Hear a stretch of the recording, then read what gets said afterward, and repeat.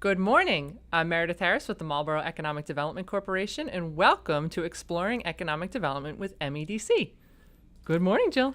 Meredith, it's Wednesday, the first Wednesday of the month, Here we 10 are. a.m. Here we are. No better place to be than here on our live stream, right? Our live stream. Oh, I agree well. with you. Episode 29. 29. Can you believe that? 29. So we started almost 2 years ago, Right. and we've had a number of different guests. It's been incredible. Yeah. I'm excited about this episode, especially with working with Marlborough Public Schools and, Bleeding Orange, Go Panthers, Marlborough grad. Did you know that the Panthers ate hawk meat at the Thanksgiving Day game? I was there. Were you there? I was there. They did a really good job. Awesome. Can you do that? 12th year in a row. It goes Panthers eat hawk meat. Thank you, Jill. I'm just really glad that you were able to do that for us today. It's what I'm here for. I know. I'm also here as your co-host and facilitator.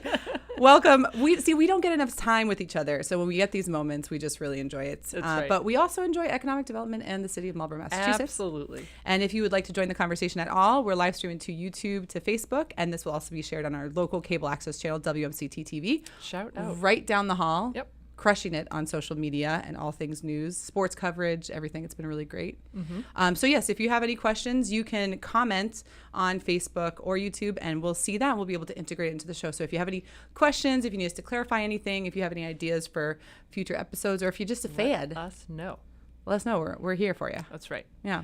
So last time we were together Yep. was episode 28 with Arthur Bergeron, Attorney Bergeron. It was really fun. He's always a trip to have on the podcast because he's so knowledgeable. Such knows a great so much. storyteller. Yeah, we were talking about Alta Marlborough, and then we had our founders reception. That was a really fun episode. Yeah. So today we have Jeanne LeClair from the Mass Life Science Center. So we're really excited to switch gears a little bit, talk about life sciences. Yeah. The Mass Life Science Center recently came out to Marlborough to do a cool tour with the mayor and I. We went to 2 different companies. I don't want to give away all the secrets. So with that, I want to introduce Jeanne. Hello. Good morning. Thanks so much for having me. This Thank is you so for exciting. being here. We're excited to have you.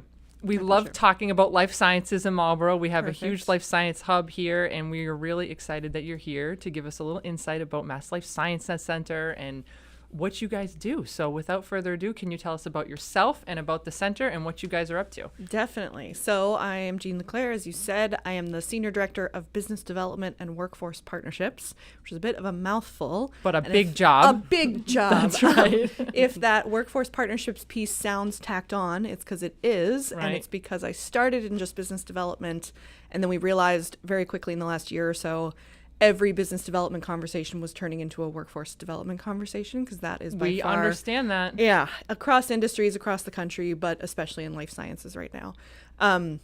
So the Mass Life Sciences Center is a quasi-public agency. Generally, we're a grant-making organization, so we support the life sciences ecosystem in all forms that we Okay. can. We have about a dozen different programs that run throughout the year. Some of that supports education in STEM and middle and high schools. Some of that supports research in hospitals and universities, and some of Okay. that supports companies directly. So I'm sort of in all pieces of that, yes, and lately much more on the company side, figuring out what their workforce needs really are, and then partnering them with training providers in their region to sort of customize curricula and make sure that community colleges, vocational schools have a seat at the table when we're talking about training for these really, in many cases, very exciting careers in life sciences. It's kind of wild, isn't it, to think about how many industries, we talk about this all the time. It's not one industry that's looking for people, it's everybody. But I've also heard a figure that's been thrown around a couple different times that there's like 40,000 life science career jobs that are going to need to be filled in the next 10 years, is it? Yeah, that's our number, and that comes from I should know this exact number. It's something between 30 and 50 million square feet of lab space coming online in the next 3 to 5 years. Wow. That's already permitted, under construction. That's already happening. So that nets So that's out. not even things that you guys think might happen. That's No, stuff that's like already definitely these folks are coming, these companies, because in many cases, these companies are making decisions years in advance based Right. on what their therapeutic pipeline might look like, what their manufacturing plans are. And then they've already secured either the land, whether it's a greenfield or turnkey building, but either way it requires some kind of improvement. So we're Right. between 2 to 4 years out at any given time. So all of those hiring plans are pretty set. And that number's 40,000. So that's just without any new companies we might get, which from a business development perspective, we're still trying to get. Yeah, you still want that. Yeah, but Right. workforce is going to be such a huge key part of everything we do to make that possible. Well, and so I'm sure, so what we're seeing on the ground here in Marlborough, I mean, nobody has really, like, some of the big leases. So we kind of get worried when we're thinking about work from home and what does it look like post-pandemic? Are people going to be coming back to the office when it's a traditional office situation? Yeah. We get kind of encouraged when we say, okay, well, if that happens, if and when that happens, the life science industry is not slowing down at all, right? So In no you guys way. are seeing that too, right? Yeah, definitely. No, we get that question too in terms of like, is this a bubble? Yeah. And there's a couple reasons why we say that it's not. One, the innovation isn't going anywhere. So the universities, the hospitals, some of our great, the UMass system, WPI, all of these really great institutions are pretty well anchored. They're not picking up and moving to California or North Carolina. And they spin out companies every year. So that's not going anywhere in terms of the innovation, the entrepreneurship, the expansion of ideas and research. We also feel like life sciences in general, in terms of that whole working remotely, you can't really do that in a lab. Yeah, so Right. like a huge proportion of these jobs, when we're talking about biomanufacturing, when we're talking about lab scientists, quality assurance, quality control, none of that can really be done from at home. home. Yeah, so there's a huge, like there's certainly At least always we admin, hope but not, right? no, I know. Yeah, it'd be fun to figure out a way Right. to, but we're not there yet. Yet. So yeah, a huge proportion of those life science jobs are absolutely in person and involve folks driving to get lunch and coming down Right. Main Street and all of the above. So All of the things that we love to hear in Yes. an economic development office. I bet. Yes, the big fish feed the small fish. That was one of our very first episodes, was how about these bigger companies that come into the community are feeding all of our smaller fish. That's so funny. We use a very similar metaphor, the opposite direction, for small, innovative, like entrepreneurial companies, like students coming out of MIT, Harvard, what have you, are like the plankton. Oh. And that attracts the whales. Like you get Takeda, Sanofi, Eli Lilly, because they want to come snatch up the innovation that's happening in Massachusetts in general. And so the ecosystem is better when you don't just have whales. You need small companies too. You need these mergers and acquisitions. So very similar metaphor. Look at this. I used to be a biology teacher at Marlborough High School, Fun. and the biology teacher in me is just I love loving it. this moment. Brimming. Yeah. Yes. I love it. You know, That's you awesome. never know what's going to come from these podcasts. Yeah. Thanks for awesome. your But all- service in STEM. That's right. No, but the mutual Yeah. beneficial relationships. You Right. know, Well, I it's think that's what huge. it's all about too, Yeah. right? Is kind of building this ecosystem, building the hub. That's what we've been trying to do in Marlborough way before the pandemic happened. And it was, you know, it started, I think the first big company that decided to come to Marlborough from life sciences was, I think it was Boston Scientific, came over here in 2012. Synovian was here already. So we've got a really good ecosystem that we've been able to build upon. The pandemic, I mean, it made it more and more clear that we needed to really nurture that and understand it, because those were the folks, when you drove by the parking lots of Quest Diagnostics and Cytiva during the pandemic, they were still here. Yeah. They were all still coming to work. And More here probably than Exactly. they were before, because Exactly. the world needed them. Yeah, totally. Right.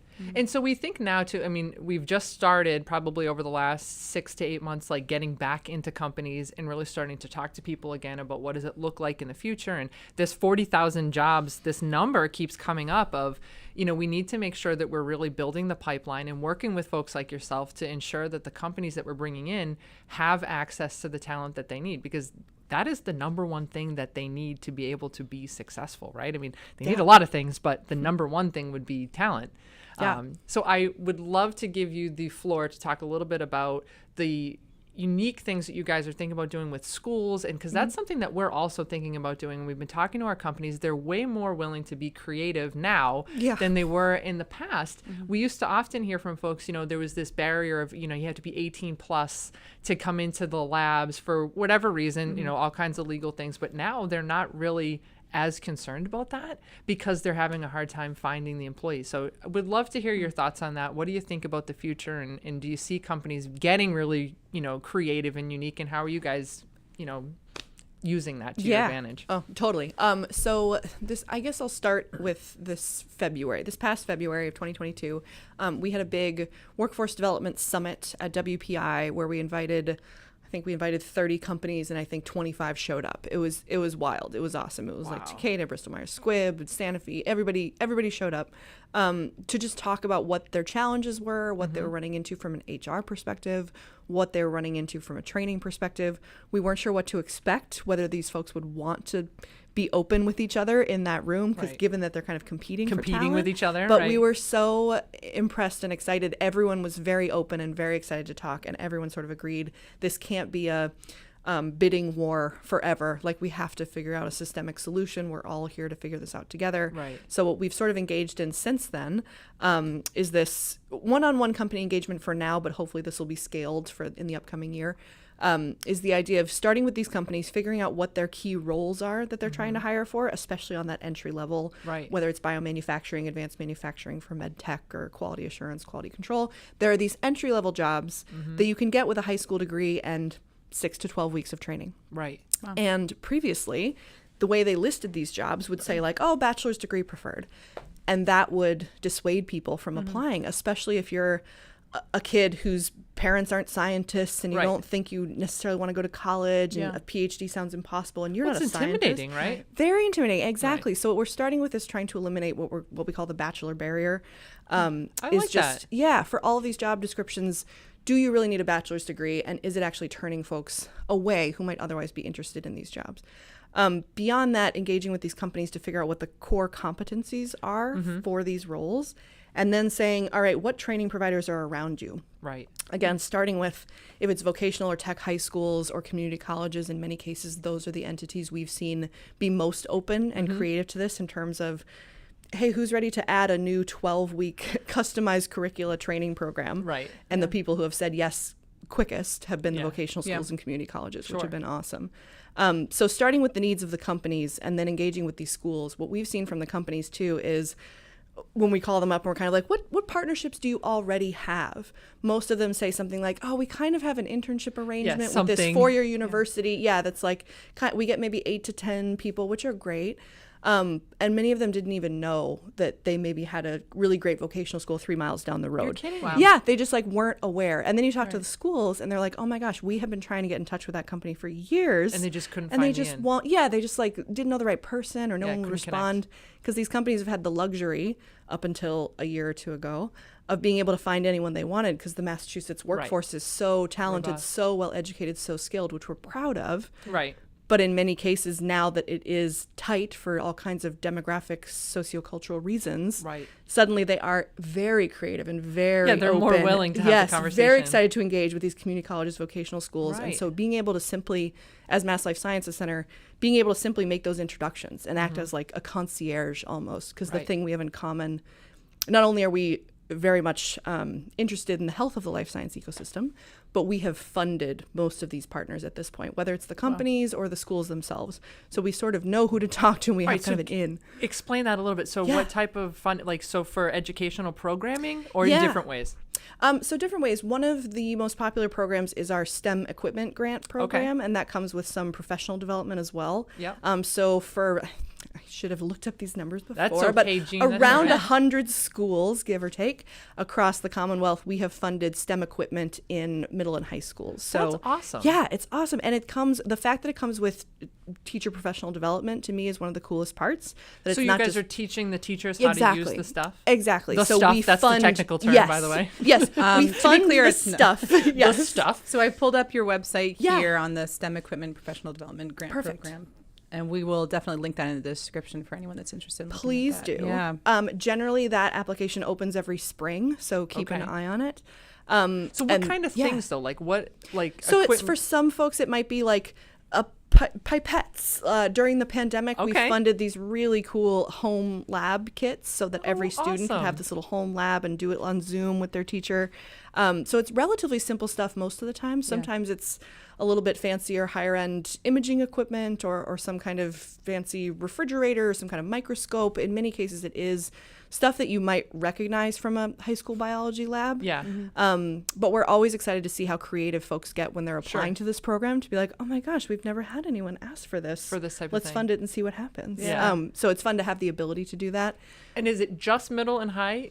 Like, could the elementary schools as well? So or it doesn't currently go there it's yet? just middle and high, but Okay. we really want to get into elementary school as Right. well. It feels like long term that's going to make a lot of sense for not to think of it in these cold terms of like raising elementary school kids to be in the workforce, but starting some kind of interest at least in science and We'll see creating if they're this- interested in it. You'll know right away, right? And eliminating the barrier. There is this, as we were talking about before, there is this sort of whatever it is, a mental barrier or cultural barrier to feeling like, ooh, science is hard and like I'm not smart enough or something like that. When really most of women it, in general too. Like I don't think that this industry until recently really women thought that they could be in the sciences either, and that's really changing too, which is great. You're seeing a lot of change demographically of folks getting involved, which is awesome. And that's a big focus for you all, right? I mean, I've watched Definitely. a few videos and I've looked at some of your website and your social media, and it seems like empowering women to be, leaders, not just included, but leaders in this industry is just phenomenal. Yeah, definitely. Our headline program for that is called Mass Next Gen. That's specifically tailored for women entrepreneurs in life sciences. So that comes with an investment in their company. It comes with some coaching, mentoring, executive guidance. It comes with a cohort of other women entrepreneurs. We've run the program for 5 years now. So it's really awesome to sort of see all of these women connecting together, using each other's connections, mentoring. It's definitely something we're passionate about. And I think long term, making it so the life sciences is more inclusive of all kinds of folks who have felt left out so far. Not only because it's the right thing to do, but like we need them. I was going to say, we need these people, we right? kind of need everyone. Right. So the more that we can do to say, yes, you belong here. Yes, your skills are useful. Yeah. You don't have to have a 4.0 GPA. You don't have to graduate from Harvard. You do not have to have a PhD. Most of the jobs that are desperately needed, that in many cases are paying 70, 80K for your first year with a high school degree, are more about problem solving and mechanical and aptitude with your hands and the ability to make good documentation. Like some of these skills are not college, university level skills like anyone like you would think. Awesome. But we're also hearing too from the companies that like they almost want a blank slate. Like come out of high school and come into the company and we will teach you what we need you to know. And I always find that really interesting too, because to your point, I remember being in high school and you felt like you needed to know exactly what you wanted to do when you get out of school. You were going to go to college to do exactly that. And then we all came out of school with like communications English degrees or something because we didn't really know what we wanted to do and you don't really know what's out there. So that's why I always find it interesting, and I'm really always trying to connect our companies to this idea of like, again, if the kids don't know what they don't know. So if they don't know these types of jobs exist or what the career pathway is, not to throw around a lot of like, jargon, but it's true. If you don't know, like, hey, if you take this class and this class, that leads you to this type of career. Yeah. We need to tell them that. We need to open their eyes and let them see what kind of opportunities are available and that there's 40,000 jobs that need to be filled and there will be an opportunity for them when they're done. Totally. Yeah. And to me, I remember growing up and feeling like, so I grew up in rural Missouri on a farm. I knew I didn't want to be a farmer, much as I love rural America and my parents who were farmers. And not for me. not for me. I just was like, I want to move to a coast. I don't care which one. We're glad you picked this one. Thank you. Yes, my great pleasure. I married a native Bostonian, so I'm stuck here for life. Perfect. Great. Perfect. I do love New England. I wanted to know the numbers. I was always like, how much do people make at jobs? Well, that's and a when fair I was question I was to like, I ask. need a sure thing. Like, I don't know how to tell you, but like, I need something economically profitable. Yes, I have dreams and whatever, but like, I need to know how I can make a living. Yeah. And I feel like everyone was so hesitant to talk about numbers. About that thing. Yeah. Yeah, and it was so confusing as a kid. And then I worked in Western Mass for a little while with a high school doing a business club, and so many of them wanted to be, I don't know, marine biologists, graphic designers, what have you. They had like a plumber and I think an HVAC technician come in one day to the whole school to just talk about the trades, talk about vocational school, and they shared numbers. They were like, yeah, I make $82,000 a year and it's my third year and I only have a high school degree. Suddenly, next day, everyone wants to be plumbers and HVAC technicians, which is cool, and we need all of those people. Yeah. But it was funny to be like, oh my gosh, all you guys needed was 30 minutes of like seeing a face and hearing a voice that you connected with and them talking about numbers. Right. So to me, this life science career awareness piece of talking about, yes, take these 2 classes and then you can get this job. Here's how much it pays. Here's your career path. It's not just I think there's a commercial forget what it's for, but it plays during Bruins games sometimes. It's like, it's not just a job, it's a career. It's a career. It's a, yeah. She's a real Bostonian. My husband hates when I do that accent, so I'm allowed to, he won't listen. It's I fine. love this. That's so Yeah, funny. it's a He good will career. listen to this. We will I'll make make sure him. he listens to I'll this. make it.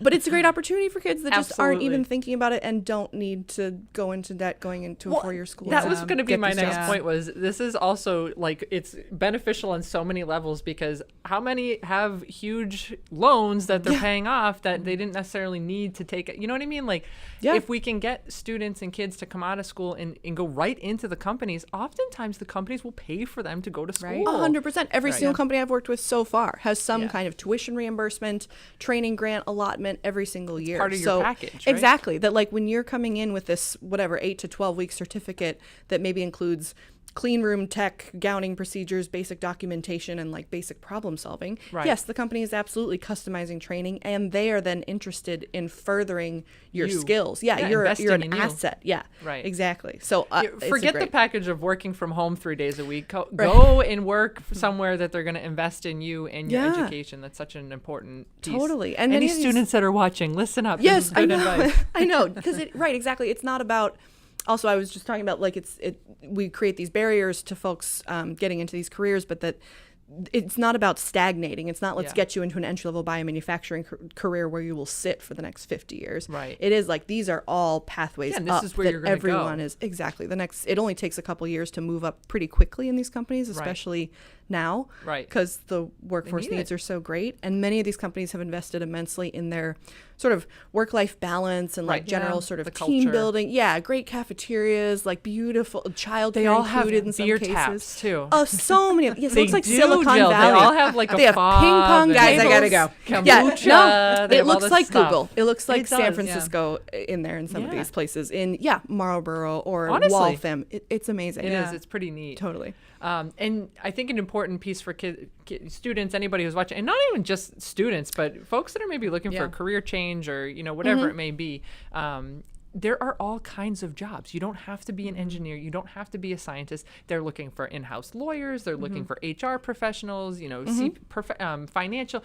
There's all kinds of opportunity in these jobs. And there's so different many. shifts as well. Like that's Absolutely. something that's really unique. There's certain jobs that it's going to be your typical 9 to 5 Yep. or second shift, but there are literal Quest jobs is a and 24-hour operation. Exactly. Right. And like to add to this, there's also neurodiversity, and there's a place for everyone. Like I've seen on so many of these websites, they value people's differences. They're looking for people with an array of different skills. So there's like Right. it's not just like female empowerment, but it's also celebrating diversity and Absolutely. finding a place for everyone with different skills. Absolutely. Yeah. And many of these companies also like it's very mission oriented. It's very much like we're creating solutions for patients that need No, it's them. super So cool. yeah, there's this sense of you're creating value, Important. not just that's like monetary value for your company No, to it's get human paid and value. go home. Yeah. But that you're really, especially in the light of COVID, that you're helping save the world. Yeah, you're doing something You that really means are. something. Yeah, and so that Right. connects. I think everybody has some kind of story in their family of someone with cancer or diabetes or what have you, Right. or they're struggling with their own issues. That being able to participate in this economy and help these companies move these innovations Right. forward. It's not just Right. a company and a paycheck. There Right. is some mission-oriented Right. aspects to it that I think help bring people in. And you're absolutely right about adult retraining. That's a big focus for Yeah. us in the next year. We're looking for Uber drivers, recent immigrants, Wendy's employees. Like these are Anybody. people, anybody with an interest and that has some general interest in pushing their skills forward in a basic problem solving. Again, it's really just following directions and being precise and being motivated. There's Right. almost every company I've talked to is willing to work with anyone that meets those criteria. Yeah. That's awesome. And Jill, I think, Yeah. honestly, I think we've been saying this since that first STEM. Remember the first STEM council that we had in, like, I think it was 2018 with Maureen Grulich. And Yeah. I remember saying, like, and it kind of like this epiphany for me personally of like, wow, there's a lot of people. There's 40,000 people that live in Marlborough that drive by these buildings all the time that have no idea what's going on inside of them unless you start to really dig into it and you understand. I mean, Synovian's doing COPD research, and you know, like there's so many different things that are going on behind these walls that you're not aware of unless somebody puts it in front of you. Right. And there's people, all kinds of folks that can get involved and get into these companies and take these jobs, and it's right in your backyard. Right. You don't have a long commute. You can come to work. It's 5 minutes. You can go home and take the dog out for lunch. You know, so that's such an important thing for people to realize that there is opportunity right in your backyard. Yeah. And we learned this during the pandemic too, that like it is in many cases on these companies to sort of educate the community about what they're doing, so it isn't so mysterious. Scary. So there's not so much like uncertainty and mystery behind like what are they doing in that lab? I don't understand labs, and therefore I don't want fit there. Yeah, not in my backyard kind of thing. Right. And I think it is, again, these companies have had the luxury up until recently of not having to do that because they had what they needed. They were making money. They were making innovations. And I think now with this workforce stuff and being more open to contributing to that life science career awareness, getting more involved in the schools, we are definitely encouraging these companies to think about public education as a piece of what they do. It's awesome. And some of them are doing great. Some of them fund STEM scholarships. Some of them It's speak amazing. to every science class in their region. Some of them are really doing great. So we're just trying to scale some of those. For all these, I talked about the millions of square feet of lab space coming up. We're trying to include some kind of public-facing informational, educational space in any project that we're touching anyway, any project that we're funding, even if it's just a space in the lobby that has some kind of video or presentation or anything that just says, here's what we do, and here's why it's great, and here's some patient stories, just anything to sort of connect folks with the idea that, yes, this big, scary building is not a threat. It's actually something to be proud of in your community. And something to understand. Right. And we talk all the time. Marlborough just did the tax classification hearing this week, and we love life sciences. There's a lot of personal property that comes with some life sciences, and it's good for the tax rolls. I mean, there's so many benefits. And I'm just grateful that we're in a community that the administration sees that, embraces it. We have a lot of life science companies. I think we have at least over 40, probably more along the lines of 50 life science companies here in Marlborough.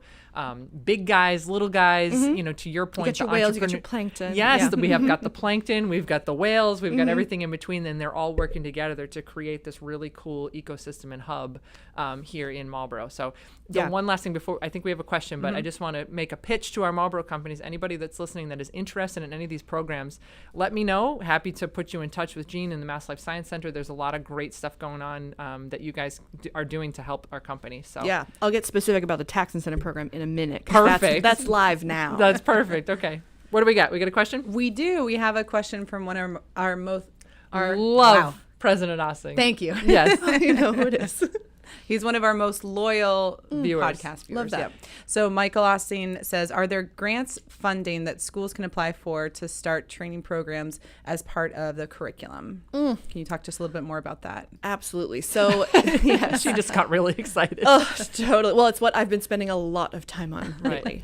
So we are currently partnered with an entity called Commonwealth Corporation. That's another quasi-public agency. They're great. They're also a grant-making organization. Leading up to our most recent fiscal year, we were sort of talking about programming, how to fund some of these partnerships we were working on, again, inspired by our meeting in February.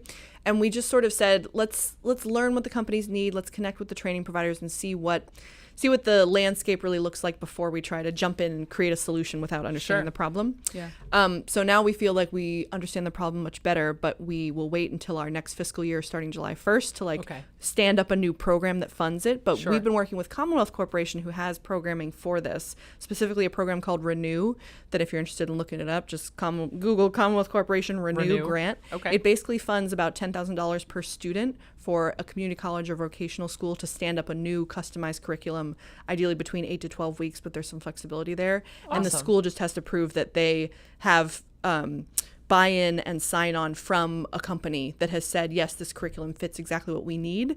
And then once that program launches, once you have graduates, once the company hires out of that program, once the employee is on for 30 days, the company then pays back 50% of what it costs to train them back to the state to create this kind of evergreen fund to create more of these programs. So from a school perspective, we're hoping that it's a very low lift. The grant isn't too hard to apply for. It's certainly hard to stand up a new training program, but it should be because it's so informed by direct needs within companies that are in your region, we've been excited about it. So we have a couple of companies that are just walking down that path now, and our first one's probably going to launch in February.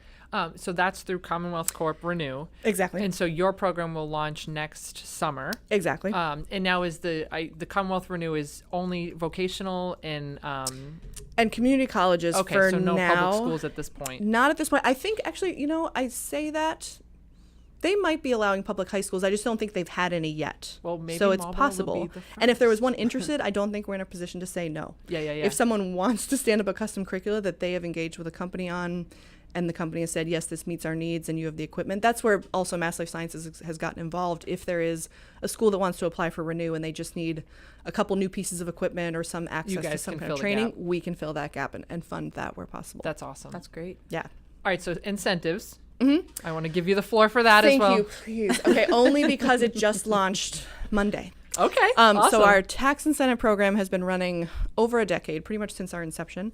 It basically funds $15,000 per job that a company is going to create in the upcoming calendar year. So if you're a life sciences company in Massachusetts, you qualify for this. That's all you have to be. Yep. You have to have 10 employees already in Massachusetts and be committed to hiring 10 more. Okay. So applications are open until February 3rd, and you can apply for as many jobs as you're going to create. It's nice to be conservative because there's some compliance around. Sure. You have to hit 90% of your number to be allowed to apply next year. There's some qualifications there, but any life science company in Marlborough or anywhere else should absolutely look on our website, tax incentive program. If there's questions about that application, I personally am happy to answer them. But our staff also, it's not meant to be sort of like an essay contest done in the blind that you submit the night before. We're happy to walk you through it and answer questions, especially for new companies. We have some scientific focus areas that we prefer on that. It's a competitive program. So anybody in cell and gene therapy, anybody in women's health, anybody working in microbiome or anything to do with data science, AI, machine learning, it's all on the website, but just as long as we're speaking to companies. What was it's 10,000 you said per 15,000 per full-time job that you create in calendar year 2023. So you would apply in advance of 2023 based on what you think you're going to hire, and then December 31st, 2023, we ask how many you actually hired. So this is, and I believe it connected somewhat to the EDIP program, right? So like when we do TIFs in Marlborough, we are no stranger to the TIF program. We actually just approved one Monday night, which was phenomenal for a company that's coming in manufacturing over on Lazat Drive. But historically, it has been, the state kind of says to us, if they're a life science company, we want them to get the ITC credits through the Mass Life Science Center, correct? Yes. And part of that is just because, I don't want to say it's better, but there's a little bit more money to be gotten through it, and it's a little bit simpler.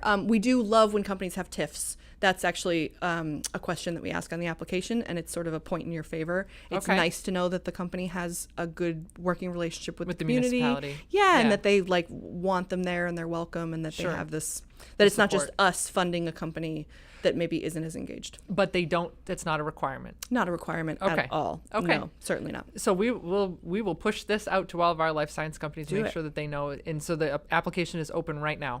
Okay. Open right now, and February 3rd is the deadline. We usually take a couple months to decide, and then our board has to approve all our recommendations. So generally, companies will find out by the end of April. Okay, that's awesome. Yeah. So we are bumping up against time, believe it or not. Wow. I know. Went so fast. It happens very fast. It happens very quickly. But there were a couple things I wanted to touch upon. So just Mass Life Science Center in general, the organization of it and how it's funded. I know that you guys are coming up. There's like a recapitalization of the organization. Can you tell us a little bit about that and how people can support you guys in your efforts and what you're doing? Yeah, definitely. So Mass Life Sciences Center started in 2008 under the Deval-Patrick administration, and it was authorized for 10 years. So then in 2018, it was reauthorized for 5 years. Okay. Hence, that brings us to 2023. Wow. I know, for hopefully our next 5-year authorization. So that goes through the Massachusetts State Legislature, as well as there's certainly input from the new governor's administration as well. Sure. So we generally like to think we do a great job of keeping legislators informed of what's happening in their districts, all the great companies that they have, all of the grants that are going into their community colleges, universities, as well as public schools. So if folks want to help and speak to this, it's really about getting in touch with your legislator. It's sort of the usual the usual line of write to your congressperson. Yeah. But it all helps, right? It all helps. If It you're absolutely hearing, does. yeah. So in the end, that's whose hands it'll be in. We are Okay. certainly focusing our programming on workforce development. So it's a good opportunity to sort of reinvent a little bit of what we do in terms of what's working, what should we scale, Sure. what should we kind of get rid of because it's irrelevant now, Yep. what should we focus on. So if folks are interested in participating, it's a really great time if you have opinions Yeah. on the life sciences ecosystem to not only, yes, get in touch with your legislator, but also feel free to reach out to us directly and say, gosh, I live in Marlborough. I would really love to see some grants for elementary school STEM education. Awesome. That's Yeah. interesting to us and relevant because we're sort of designing potentially new programming. We're thinking about how to expand what we do to have more of an impact. That's great. incredible. We'll make sure to push that out to all of our companies Yeah. and make sure people know that you guys are open and willing to hearing what they have Very to say, much so. right? Yes, we're in Yeah. a listening phase. A listening mode. I great. love that. Yeah. And so the other piece, so we talked a lot about workforce training, but you also do business development. Mm-hmm. So what are what are the trends that you're seeing across the state? So you do statewide, correct? Yeah. Yeah. So what are you seeing in other parts of the state? We just had you guys all out to do a couple of tours in Marlborough. We went Mm-hmm. to Cytiva. We also went to Resilience, the new company that's over on Crowley Drive. Yep. What do you think we're doing well? What are other parts of the state doing well? Mm-hmm. You know, just your thoughts on business development in the future of life sciences in Massachusetts. Yeah, so I guess it makes sense to start with Marlborough. I promise I don't say this to everyone, but Marlborough is doing great. Awesome. Very hot in Marlborough. One of the things that is working in Massachusetts and that we want to see more of, and one of the reasons companies are locating here, is the opportunity to have their research and innovation arms close to their manufacturing. Yeah. It is of interest to companies to not have to necessarily fly around the world or even down to Texas to have to sort of check on the manufacturing, make any adjustments. Yes, we live in a digital world where a lot of that is possible, Yeah. but companies are still interested in Not always where- preferred, right? Yes, it's preferred to have as much as you can kind of in one spot for efficiency's sake, for also just the creative collaboration that comes from scientists having direct connection to the folks managing the manufacturing operation. So you see success stories in Resilience and Yeah. Cytiva that are absolutely doing that. A lot of great research going on as well as manufacturing right here in Marlborough. In other parts of the state, that also touches the medical device industry. So med tech Yeah. is kind of booming, especially in sort of the north metro west area. So you're Okay, seeing a lot of interesting. overlap. Yeah, in advanced manufacturing. So not just biomanufacturing involves some like scientific skills managing cells and pipetting and the usual kind of lab coat situation. Some of the advanced manufacturing with med tech is a little bit more electrical and sort of technical. It's adjacent to HVAC in some cases from my trade school perspective. So I think it's really interesting to see how different communities are leveraging what they have. Marlborough is a platinum bio-ready community. Mass Bio's bio-readiness rating is a good thing for folks to know about. Yeah. Marlborough checks all those boxes. You have a great So that's reputation. the highest, just so That's everybody knows. the highest, The yes, highest the rating. top, the platinum. That's right. You have a great reputation for all of your community departments working together well, for communicating. You have a very supportive mayor, obviously, but also between planning and zoning and community education and your schools. All of those pieces working together are making it a very conducive community to life sciences. So having all those pieces is always what we're encouraging for communities that want more of this. It's not great for every community. There's not every single town that needs a life science hub. Right. But it's great when a town like Marlborough steps up because then that impacts your sort of surrounding towns. Sure. And yes, Worcester is its own Thing. burgeoning hub. Sure. But I think this network of hubs and then sort of sub-hubs in Massachusetts is part of the strength that we have that gives us a competitive advantage when we're sort of competing against, I've thrown out North Carolina and California a couple times now, but also Georgia and Maryland. We have these states that are stepping up, Right. realizing the success that we've seen and trying to replicate it, which we love to see. That's great, more for everyone. So it's so funny you say that because Team Massachusetts, that was another thing I wanted to talk about, but I don't even know if we have time to do it. But Team Massachusetts, you guys are a big part of that, but that's kind of the Mass Econ. We had Peter Bear on recently. he's awesome. He's amazing, but Mass Bio, Mass Life Science Center, there's a lot of folks that are involved in this kind of Team Massachusetts, Mass Development. We go out and try to business development, try to get companies to be interested in Massachusetts, but then there's me, hey, you should be in Massachusetts, but you should be in Marlborough specifically. Yeah. And that's just a really cool thing for everybody to be able to come together and talk about all these different things and different assets. And Massachusetts is phenomenal, but it's incredible to see other states that are trying to do what we are doing. And I was just recently in Chicago with Kelly Arvidsson and Doug Kellum from Mass Econ. Kelly's with Mass Development, but we went to, it was a place called Sterling Bay, and it was this really neat, huge project that they've got going on, but they're trying to come after our life science companies, which I thought was really good for them. That's cute. It was interesting, but it was so funny to see that they have like the exact pitch that we have, just in a different part of the different part of the country. And it was interesting to sit there and I'm going, we're all saying the same thing, and it's up to these companies to really come out and look at the sites and look at what people are doing to see, what's going to fit their needs. Yeah. But we're all about more the merrier. Like again, our interest is the patients, helping innovation move forward. So like the more states and regions that are involved, the better.